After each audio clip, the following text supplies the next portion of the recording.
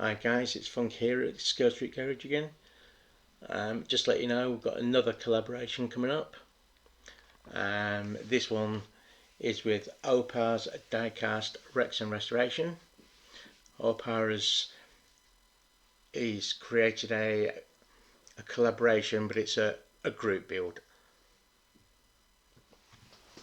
This is going to take place on the 25th of August, and the theme that he's chosen is TV stroke movies themed. So as you'll see, I've got an AC Cobra, and my one for this challenge will be the AC Cobra from the movie Iron Man. So keep your eyes peeled. I say there's going to be quite a few joining on this build as well, so it's going to be well worth tuning into. Have a look what everybody else has done as well.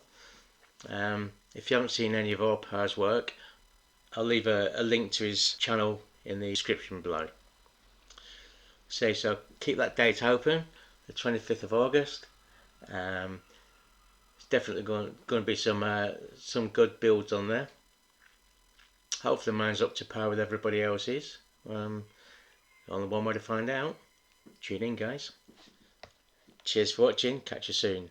Take care. Bye.